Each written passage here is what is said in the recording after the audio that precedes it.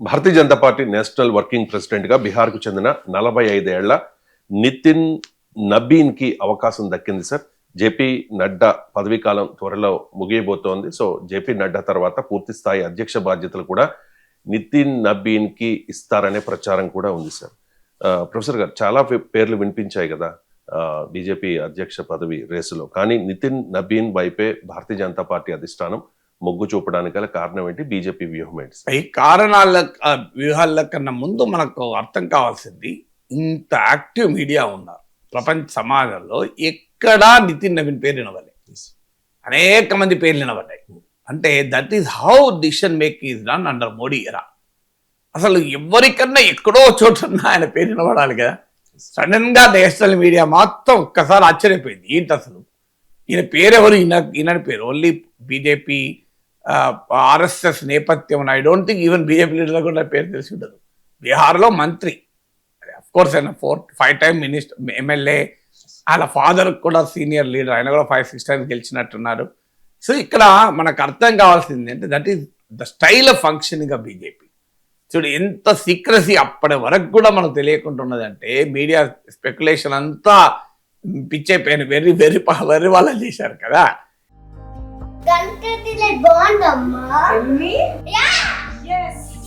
Country delight buffalo milk ని మా family వాళ్ళకి ఎప్పటి నుండో వాడుతున్నాను. ఈ పాల ఫస్ట్ యూజ్ నుండి నాకు దీనిపైన చాలా నమ్మకం వచ్చింది. Choose country delight and live better. So ఎందుకు నితిన్ నవీన్ మీకు ఆయన కాస్ట్ అనుకుందామా అంటే, ఆయన కాయస్థాస్ ఆర్ 2% మీకు బీహార్ పాపులేషన్లో.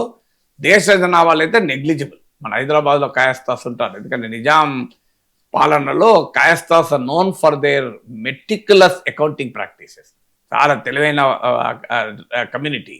అందువల్ల వాళ్ళను ఈ అకౌంట్స్ కీపర్స్గా తీసుకొచ్చాడు నిజాం రాజస్థాన్ నార్త్ నుంచి. సో అందువల్ల కాయస్థాస్ వాళ్ళు ఇక్కడికి వచ్చారు. కాయస్థా బ్రాహ్మణ్స్ అంటారు కానీ వాళ్ళు టోటల్గా బ్రాహ్మణ్స్ కాదు, ఎందుకంటే వాళ్ళు ఈవెన్ నాన్ వెజ్ తింటారు. సో అందువల్ల మీకు ఇంట్రెస్టింగ్ అటు బ్రాహ్మణ్ క్షత్రియాస్గా కొన్ని చోట్ల క్షత్రియాస్గా భావిస్తారు, కానీ but they are different community called Kayasthas. ఎందుకంటున్నా ఈ డెమోగ్రఫీ ఎందుకు చెప్తున్నానంటే, రాజకీయాల్లో ఒక నాయకుడిని ఎంపిక చేయాలి అంటే ఆయన కులం ఏంటి అని చూస్తున్న రోజుల్లో మనం బతుకుతున్నాం. సో ఒక పార్టీ నాయకుడు ఎవరు ఉండాలి అన్నప్పుడు కూడా కాస్ట్ ఒక ఫ్యాక్టర్ అయిపోతుంది.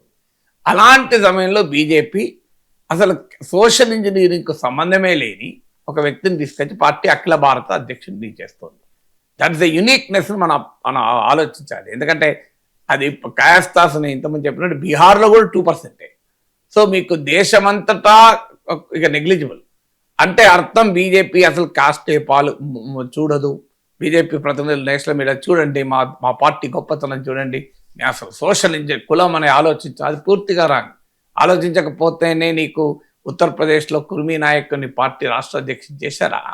ఎందుకంటే ఠాకూర్ చీఫ్ మినిస్టర్ ఉన్నాడు కనుక, అది వ్యతిరేకత అణగారిన కులాల్లో వస్తోంది కనుక, యాదవులు సమాజ్వాదీ పార్టీ వెనకాల ఉన్నారు కనుక, నాన్ యాదవ్ ఓబీసీలను అట్రాక్ట్ చేసే క్రమంలో ఠాకూర్లను బ్యాలెన్స్ చేయడానికి నీకు కుర్మీ నాయకుని తీసుకొచ్చింది నిజం కదా. అందువల్ల బీజేపీ కాస్ట్ వాడదు అనడం నిజం కాదు.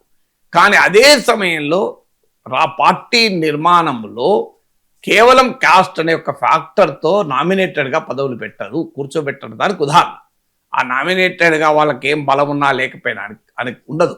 అందుకే నేను అదొక డైమెన్షన్. మరి ఇతను ఎందుకు తీసుకొచ్చారు? There are several factors. Political factors ఉన్నాయి, పర్సనల్ ఫ్యాక్టర్స్ ఉన్నాయి. మీకు మొదటిగా దీన్ని బట్టి అర్థమవుతున్నది ఏంటంటే, BJP is preparing for beyond 2029. అంటే 2029 ఎన్నికల తర్వాత నెక్స్ట్ జనరేషన్ ఆఫ్ పార్టీ లీడర్షిప్ను గ్రూమ్ చేస్తున్నారు. నాకున్న సమాచారం ప్రకారం వాళ్ళు దేశం మొత్తం మీద ఇలాంటి నితిన్ నబీన్ లాంటి వాళ్ళను ఒక 10-15 మందిని ఐడెంటిఫై చేశారు. ఐడెంటిఫై చేసి వాళ్ళను ఇంపార్టెంట్ పదవుల్లో పెట్టబోతున్నారు. నితిన్ నబీన్తో స్టార్ట్ అయింది. రాబోయే కాలంలో మీరు చూస్తారు ఒక 10-15 లీడర్స్. ఎందుకు అంటే ఒక జనరేషన్, ఇప్పుడు వాజ్పేయి అద్వానీ తరం అయిపోయాక మీకు మోడీ, అమిత్ షా ఈ తరం వచ్చింది. మోడీ ఆల్రెడీ 75, మీకు 2029 వరకు ఆయన నియర్లీ దాదాపు 80కి దగ్గరలో వస్తాడు. సో బియాండ్ 2029 స్కోప్ తగ్గిపోతుంది. అమిత్ షా కూడా దాదాపు 70కి దగ్గరగా వస్తాడు. సో మోడీ తర్వాత ఇప్పుడున్న స్థితిలో అయితే ఆయన ప్రైమ్ మినిస్టర్ క్యాండిడేట్ అవుతాడు. సో మీకు జేపీ నడ్డా కూడా లేట్ 60sలోకి వెళ్ళిపోతాడు. మీకు అందరూ చూడండి, బీజేపీ ప్రస్తుతం ఉన్న నాయకత్వం 60s దాటి 70s దాటి 80s వైపు వెళ్తుంటారు. 60s దాటిన వాళ్ళంతా గవర్నమెంట్లో కీలక పాత్ర పోషిస్తూ ఉంటారు. పార్టీ ఆర్గనైజేషన్ వర్క్ అనేది చాలా డైనమిక్ వర్క్, అది దేశమంతా తిరుగుతూ పనిచేయాలి. సో ఆ వర్క్కు they are preparing a new generation of leadership. అది బీజేపీ లైవ్లీగా ఉండటానికి కారణం. అది వాజ్పేయి తర్వాత బీజేపీకి ఎవరు, అద్వానీ తర్వాత బీజేపీకి ఎవరు అన్నారు. ఎవరైనా ఊహించారా? వాజ్పేయి అద్వానీ హయాంలో కూడా సాధించని అద్భుత విజయాల్ని మోడీ అమిత్ షాలు బీజేపీకి తెచ్చారు. ఇప్పుడు ఏమంటున్నారు? ఆఫ్టర్ మోడీ ఎవరు, ఆఫ్టర్ అమిత్ షా ఎవరు అంటే ఇంకో నితిన్ నబీన్ లాంటి వాళ్ళు ఎవరు చెప్తారు. అంటే పార్టీ ఆర్గనైజేషన్ లైవ్గా ఉంటే, అంటే మీకు లైవ్ నాట్ లైవ్లీ, సో లైవ్గా ఉంటే అంటే సజీవంగా ఉంటే కార్యకర్తలు, నాయకత్వం, తర్పీదు ఏమవుతుంది, దానికి బీజేపీ ఒక క్లాసిక్ కేస్ స్టడీ. సో అందువల్ల ఒక పోస్ట్ 2029కు బీజేపీ ప్రిపేర్ అవుతున్నట్టుగా కనబడుతుంది. అందుకే మీకు సీఎంల ఎంపిక నుంచి మొదలుకొని పార్టీ నాయకత్వ ఎంపిక వరకు ఎక్కడ అవకాశం ఉంటే న్యూ జనరేషన్ ఆఫ్ లీడర్షిప్ను ఎమర్జ్ చేస్తున్నారు. అంటే బియాండ్ 2029 బీజేపీ లీడ్ చేసేటువంటి నాయకత్వాన్ని ఐడెంటిఫై చేస్తున్నారు. ఇప్పుడు మీరు చూడండి, ఈజ్ ఓన్లీ ఇన్ 45, ఇప్పటికే 5 సార్లు ఎమ్మెల్యే. వాళ్ళ ఫాదర్ చనిపోయాక ఉప ఎన్నికల్లో ఎమ్మెల్యే గెలిచాడు. ఇప్పటికీ 5 టైమ్ ఎమ్మెల్యే. సో ఇప్పటికే 5 సార్లు గెలిచిన అనుభవం మామూలు విషయం కాదు. ఆల్రెడీ మంత్రిగా పనిచేస్తున్నాడు, అడ్మినిస్ట్రేటివ్ ఎక్స్పీరియన్స్. సో ఏబీవీపీ కార్యకర్తగా ఆర్ఎస్ఎస్ నాయకుడిగా ఆర్ఎస్ఎస్లో ఎమర్జ్ అయ్యాడు.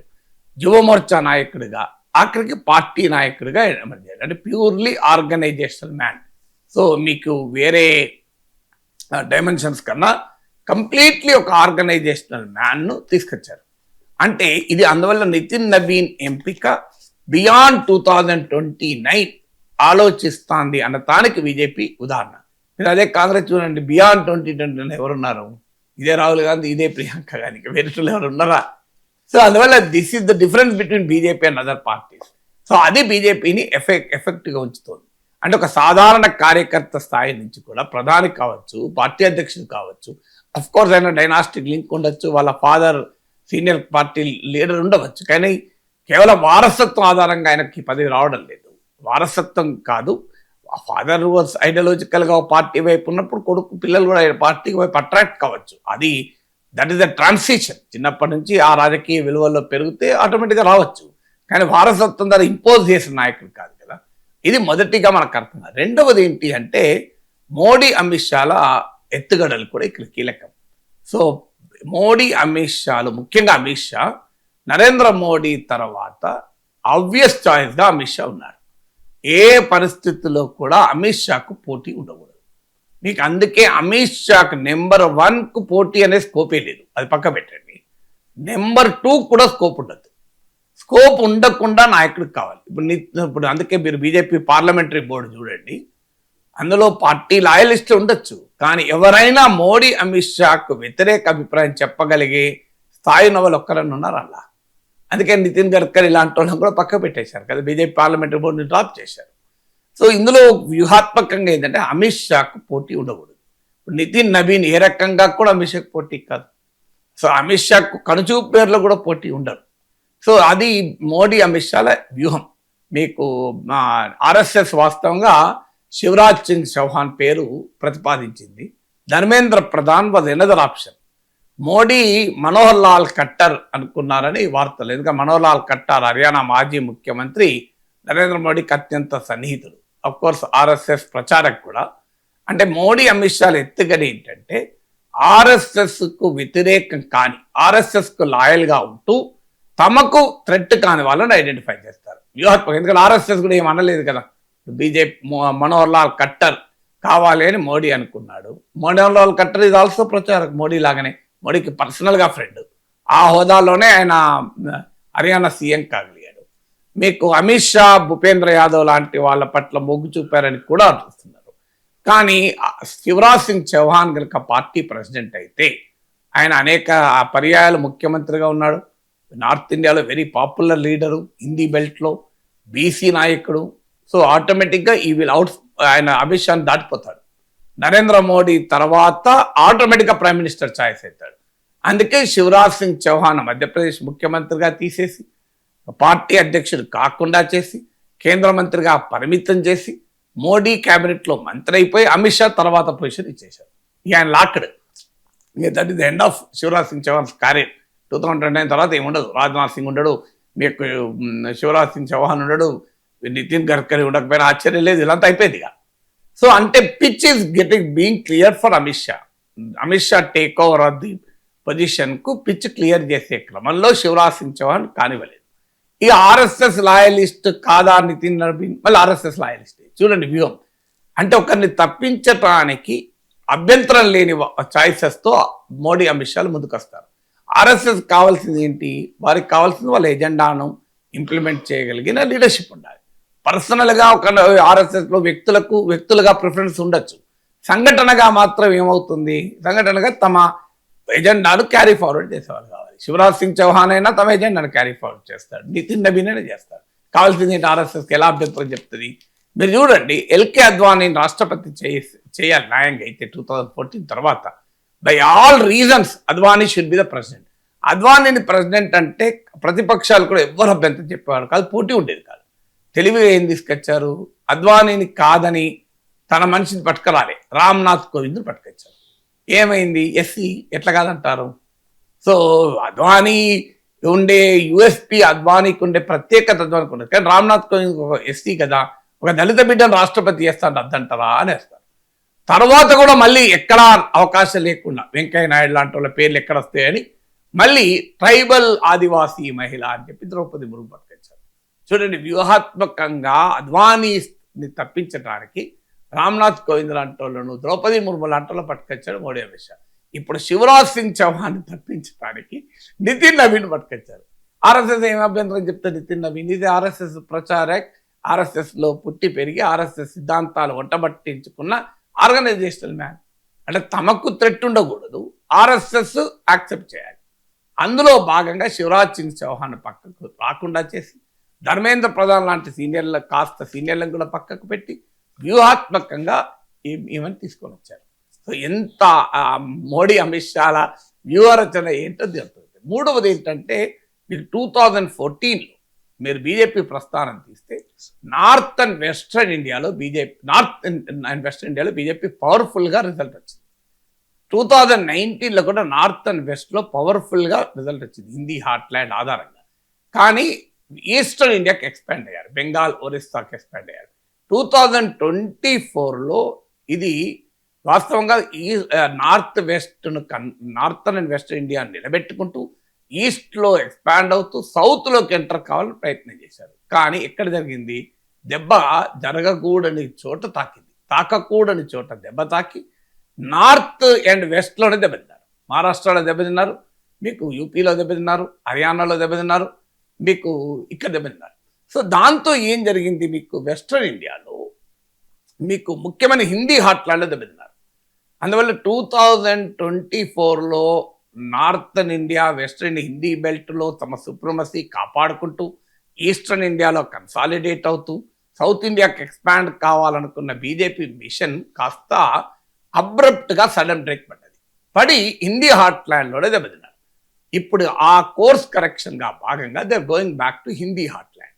ఇప్పుడు నితిన్ నబీన్ తీసుకెళ్ళాలి. అందుకే మనకు ఇక్కడ సౌత్ ఇండియన్ నేమ్స్ చాలా వినబడ్డాయి, ఉమెన్ లీడర్స్ నేమ్స్ వినబడ్డాయి. అవన్నీ పక్కకు పెట్టి today they want to repair, అంటే పోయిన చోటే వెతుక్కోవాలంటారు కదా. సో ఆ పోయిన చోటే వెతుక్కొని ఒక హిందీ హార్ట్లాండ్ నుంచి నాయకుడిని తీసుకొచ్చి నితిన్ నబీన్ పెట్టేది థర్డ్ ఫ్యాక్టర్. ఫోర్త్ ఫ్యాక్టర్ ఏంటంటే బీహార్ యాంగిల్ కూడా ఇక్కడ కీలకమైంది. బీహార్లో ఏంటంటే బీజేపీకి ఆస్పైరింగ్ స్టేట్ అంటే బీహార్. సో బీజేపీ ఒరిస్సా లాంటి స్టేట్లో సొంతగా అధికారంలోకి వచ్చింది, కర్ణాటకలో సొంతగా అధికారంలోకి వచ్చింది. కానీ విచిత్రం ఏంటంటే బీహార్లో ఎప్పుడు లేదు. బీహార్లో బీజేపీ హిస్టారికల్గా చూసుకున్న 20% ఓటింగ్ మించదు బీజేపీకి. మీకు అంతటా అన్కన్వెన్షనల్ ప్లేసెస్లో కూడా వెళ్ళిపోయింది. బెంగాల్లో 42% ఓటింగ్ వచ్చింది. బెంగాల్ లాంటి ఒకప్పటి వామపక్ష కంచుకొట్టులో. కేరళలో ఇప్పుడు తిరువనంతపురం మేయర్ గెలిచారు. కానీ బీహార్లో మొదటి నుంచి కూడా హిందీ హార్ట్లాండ్లో భాగమై రామమందిర ఉద్యమ ప్రధాన కేంద్రాలు యూపీతో పాటు ఒక స్టేట్ అయిన బీహార్లో మాత్రం 20% దాటదు. దానికి కారణము ఒకవైపు ఆర్జేడీ బలంగా ఉండడం, ఆర్జేడీకి కౌంటర్గా నితీష్ కుమార్ ఎమర్జ్ కావడం. నితీష్ కుమార్ ఉన్నంత కాలం బీజేపీకి అక్కడ 20% దాటదు. సో అందుకే నితీష్ కుమార్తో కలిసి అధికారంలో ఉంటారు. కానీ బీహార్లో సొంత ముఖ్యమంత్రి కావాలి అనేది బీజేపీ ఆశ. బీజేపీకి కానీ టవరింగ్ లీడర్ బీహార్లో లేరు. నితీష్ కుమార్ తర్వాత there is no towering leader. So ఆ గ్యాప్ కూడా ఫిలప్ చేస్తున్నారు. బీహార్ నుంచి ఒక party all India working president 2-3 నెలల్లో 6 నెలల్లో ఆల్ ఇండియా ప్రెసిడెంట్ అయితే, బీహార్ లాంటి కీలకమైన స్టేట్లో బీజేపీకి లేని నాయకత్వ గ్యాప్ను పోస్ట్ నితీష్ కుమార్ పీరియడ్లో అవకాశాన్ని ఉపయోగించుకొని బీహార్ను క్యాప్చర్ చేయడానికి కూడా ఒక ఎత్తుగడగా నితిన్ నబీన్ను బీహార్ నుంచి పికప్ చేస్తున్నారు. ఇది మెయిన్ ఫ్యాక్టర్ కాకపోయినా వన్ ఆఫ్ ద ఫ్యాక్టర్స్ ఇది. ఆయననే బీహార్ ముఖ్యమంత్రిగా ప్రొజెక్ట్ చేస్తారా ఫ్యూచర్లో? నార్మల్గా అయితే ఆల్ ఇండియా ప్రెసిడెంట్స్ అయ్యాక బీజేపీలో తిరిగి ముఖ్యమంత్రుల పదవులకు పోరు. సెంటర్కి వస్తేనే మళ్ళీ రాష్ట్రాలకు పోయడం తక్కువ. ఏదో ఒక మీకు మనోహర్ పరిక్కర్ అనివార్యంగా గోవాలో అధికారం కొరకు మనోహర్ పరిక్కర్ను పంపించారు, కానీ నార్మల్గా సెంటర్కి వస్తే వెనక్కి పోరు. అందువల్ల నితిన్ నబీన్ బీహార్ ముఖ్యమంత్రిగా ప్రొజెక్ట్ కాకపోవచ్చు, కానీ బీహార్లో ఆల్రెడీ సామ్రాట్ చౌదరి ఇలాంటి లీడర్స్ ఉన్నారు. ఆయన కూడా నితీష్ కుమార్ కుర్మీ కమిటీ అనుకుంటాడు, సబ్జెక్ట్ టు వెరిఫికేషన్. సో కానీ నితిన్ నబీన్ ఏంటంటే ఒక టవరింగ్ లీడర్. అంటే బీహార్లో లీడర్షిప్ గ్యాప్లో నితీష్ కుమార్ మీకు పోటీగా ఒక ఆల్ ఇండియా ప్రెసిడెంట్ అంటే ఆటోమేటిక్గా ప్రొఫైల్ స్టేచర్ పెరిగిపోతుంది కదా, ఆ గ్యాప్ను కూడా ఫిలప్ చేస్తున్నారు. అందువల్ల నితిన్ నబీన్ ఎంపికలో ఒక డీపర్ ఆర్గనైజేషనల్ స్ట్రాటజీ మనకు కనబడుతుంది.